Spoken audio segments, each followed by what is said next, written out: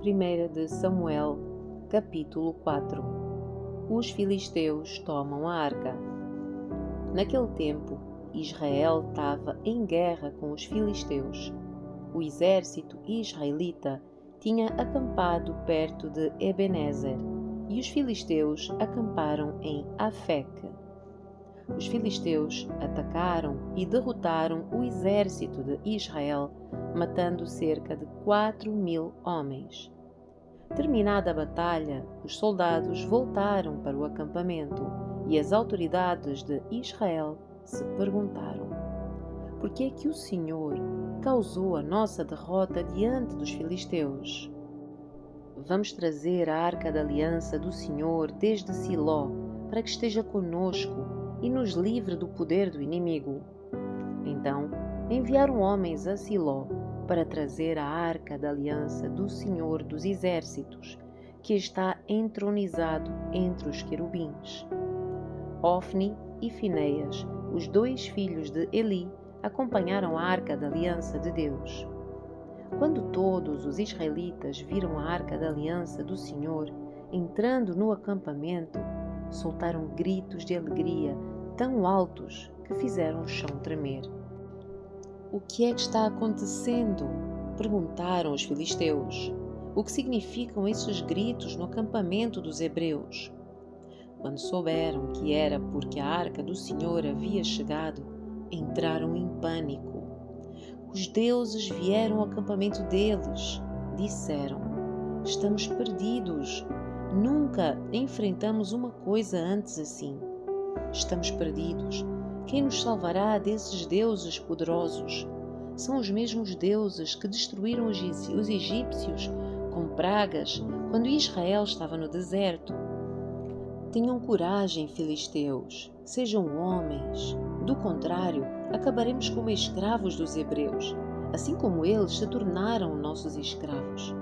Sejam homens e lutem. Então, os filisteus saíram para a batalha e Israel foi derrotado. A matança foi grande.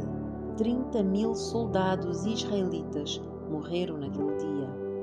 Os sobreviventes deram meia volta e fugiram para as suas tendas. A arca de Deus foi tomada e Ofni e Finéias, os dois filhos de Eli, foram mortos. A morte de Eli. Um homem da tribo de Benjamim correu do campo de batalha e chegou a Siló, ainda naquele dia. Tinha rasgado as suas roupas e colocado pó sobre a cabeça.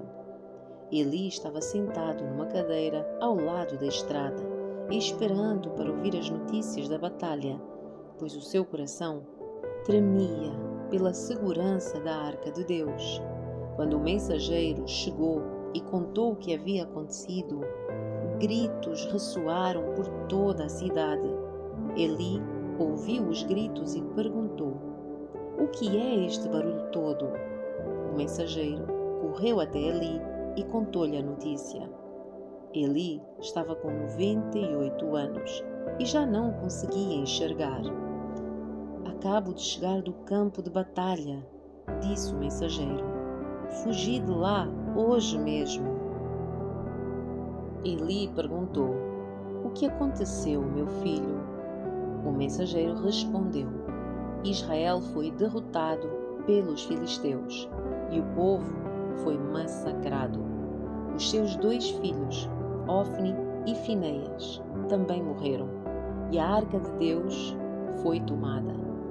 Quando ele mencionou o que havia acontecido com a arca de Deus, Eli caiu da cadeira para trás, ao lado do portão, quebrou o pescoço e morreu, pois era velho e pesado. Havia sido juiz em Israel durante 40 anos. A nora de Eli, esposa de Finéias, estava grávida e perto de dar à luz. Quando soube que a arca de Deus havia sido tomada e que o sogro e o marido estavam mortos, teve contrações violentas e deu à luz. Ela morreu no parto, mas antes de falecer, as parteiras tentaram animá-la. Não tenha medo, disseram. você teve um menino. Mas ela não respondeu, nem se importou. Deu ao menino o nome de Icabode e disse: foi-se embora a glória de Israel, pois a arca de Deus havia sido tomada, e o seu sogro e o seu marido estavam mortos. Disse ainda: foi-se embora a glória de Israel, pois a arca de Deus foi tomada. Capítulo 5. A arca em território filisteu. Depois que tomaram a arca de Deus, os filisteus a levaram do campo de batalha em Ebenezer para a cidade de Asdod. Levaram a arca de Deus para o templo de Dagon e a colocaram ao lado de uma estátua de Dagon. Contudo, na manhã seguinte, quando os moradores de Asdod se levantaram, viram que Dagon estava caído com o rosto em terra diante da arca do Senhor. Então levantaram Dagon e o puseram de volta em seu lugar. Na manhã do outro dia, porém, viram que tinha acontecido a mesma coisa. Dagon estava caído novamente com o rosto em terra diante da arca do Senhor. Dessa vez, a cabeça e as mãos de Dagon tinham-se quebrado e estavam junto à porta de entrada. Somente o corpo permaneceu intacto. Por isso, até hoje, os sacerdotes de Dagon e aqueles que entram em seu templo, em Asdod, não pisam na soleira da porta. Então a mão do Senhor pesou sobre os moradores de Asdod e dos povoados vizinhos e os feriu com uma praga de tumores. Quando o povo de Asdod viu o que estava acontecendo, exclamou: não podemos mais ficar com a arca do Deus de Israel. A mão dele pesou sobre nós e sobre Dagon, nosso Deus.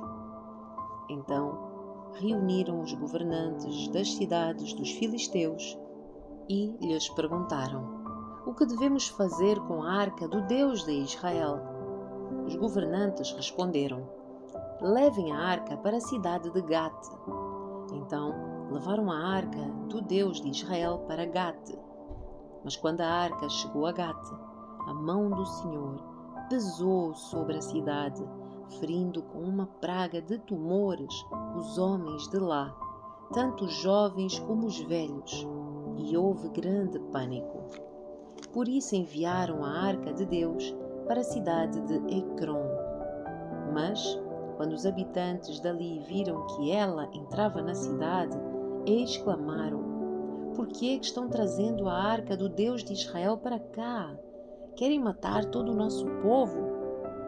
Reuniram mais uma vez os governantes filisteus e suplicaram: mandem a arca do Deus de Israel de volta para a sua própria terra, para que não mate todo o nosso povo.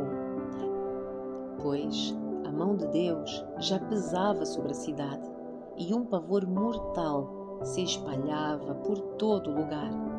Os que não morreram foram afligidos com tumores e o clamor da cidade subiu até o céu. Capítulo 6. Os filisteus devolvem a arca. Ao todo, a arca do Senhor permaneceu 7 meses em território filisteu. Então os filisteus chamaram os seus sacerdotes e adivinhos e lhes perguntaram: o que faremos com a arca do Senhor? Digam-nos como devemos mandá-la de volta para a sua própria terra. Eles responderam: se vocês vão mandar a arca do Deus de Israel de volta, enviem com ela uma oferta pela culpa, para que cesse a praga. Então, se forem curados, saberão que foi a mão dele que causou a praga. Que tipo de oferta pela culpa devemos enviar? Perguntaram os filisteus. Eles responderam: uma vez que a mesma praga atingiu vocês e os seus 5 governantes, façam 5 tumores de ouro e 5 ratos de ouro. como os que devastaram a sua terra. Façam essas imagens de tumores e de ratos para demonstrar honra ao Deus de Israel. Quem sabe Ele pare de afligir vocês, seus deuses e sua terra. Não endureçam o coração como fizeram o faraó e os egípcios, que só deixaram Israel partir quando Deus os castigou severamente. Agora, construam uma carroça nova e escolham 2 vacas que tenham acabado de dar cria e sobre as quais nunca tenha sido colocada a canga de um arado. Atrelem as vacas à carroça, mas prendam num curral os bezerros recém-nascidos. Coloquem a arca do Senhor sobre a carroça e ao lado dela ponham uma caixa com os objetos de ouro que vocês enviarão como oferta pela culpa. Então, deixem as vacas irem para onde quiserem. Se elas atravessarem a fronteira da nossa terra e se dirigirem a Bet-Semes, saberemos que foi o Senhor que trouxe sobre nós essa grande calamidade. Do contrário, saberemos que não foi a mão dele que pesou sobre nós, mas que isso aconteceu por acaso. Os filisteus seguiram as instruções, atrelaram 2 vacas à carroça e prenderam num curral os bezerros recém-nascidos. Colocaram sobre a carroça a arca do Senhor e a caixa com os ratos de ouro e os tumores de ouro. E, de facto, as vacas não se desviaram nem para um lado nem para o outro, mas seguiram direto pela estrada para Bet-Semes, mugindo por todo o caminho. Os governantes filisteus as acompanharam até a fronteira de Bet-Semes. Os moradores de Bet-Semes estavam colhendo trigo no vale e, quando viram a arca, se encheram de alegria. A carroça entrou no campo de um homem chamado Josué e parou ao lado de uma grande pedra. Então o povo quebrou a madeira da carroça para fazer fogo, matou as vacas e as ofereceu ao Senhor como holocausto. Os homens da tribo de Levi retiraram da carroça a arca do Senhor e a caixa com os objetos de ouro e os colocaram sobre a grande pedra. Naquele dia, o povo de Bet-Semes ofereceu ao Senhor sacrifícios e holocaustos. Os 5 governantes filisteus viram tudo isso e no mesmo dia voltaram para Ecrom. Os 5 tumores de ouro enviados pelos filisteus ao Senhor como oferta pela culpa eram presentes dos governantes de Asdod, Gaza, Ascalon, Gate e Ecrom. Os 5 ratos de ouro representavam as 5 cidades filisteias e os povoados ao redor, controlados pelos 5 governantes. A grande pedra sobre a qual a arca do Senhor foi colocada se encontra até hoje no campo de Josué de Bet-Semes, como testemunha do que ali aconteceu. A arca é levada para Kiriat-Jearim. O Senhor matou 70 homens de Bet-Semes, porque olharam para dentro da arca do Senhor. E o povo chorou muito por causa da grande matança. Quem pode estar na presença do Senhor, este Deus Santo? Clamaram: para onde mandaremos a arca daqui? Então enviaram mensageiros ao povo de Kiriat-Jearim e disseram: os filisteus devolveram a arca do Senhor. Venham buscá-la. Capítulo 7. Então os homens de Kiriat-Jearim foram buscar a arca do Senhor. Eles a levaram até a casa de Abinadab, numa colina, e consagraram o seu filho Eleazar para tomar conta da arca do Senhor. A arca permaneceu em Kiriat Jearim por muito tempo, 20 anos no total. Durante esse período, todo Israel lamentava à espera de alguma ação do Senhor. Samuel conduz Israel à vitória. Então Samuel disse a todo o povo de Israel: se de facto vocês desejam de todo o coração voltar ao Senhor, livrem-se dos seus deuses estrangeiros e das suas imagens de Astarote. Voltem o coração para o Senhor e obedeçam somente a Ele. Então Ele os livrará das mãos dos filisteus. Assim, os israelitas se desfizeram das suas imagens de Baal e de Astarote e serviram somente ao Senhor. Então Samuel lhes disse: reúnam todo Israel em Mispa, e eu orarei ao Senhor por vocês.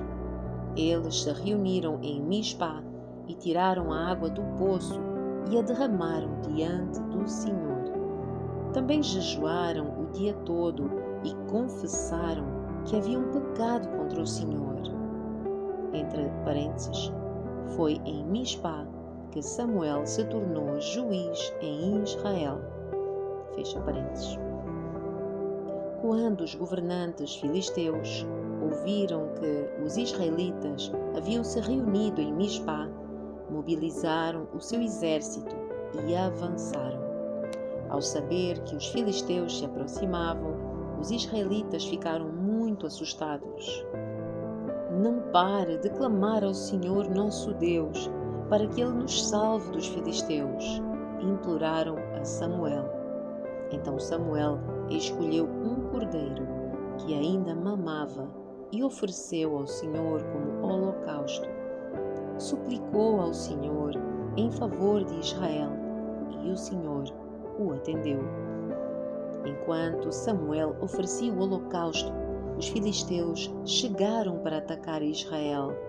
Naquele dia, porém, o Senhor falou do céu com voz poderosa de trovão, provocando pânico entre os filisteus, e eles foram derrotados diante dos israelitas. Os soldados de Israel os perseguiram desde Mispa até um lugar abaixo de Bet-Car, matando-os ao longo do caminho. Então Samuel pegou uma pedra grande e a colocou entre as cidades de Mispa e Gesana. Deu à pedra o nome de Ebenezer, pois disse: até aqui o Senhor nos ajudou.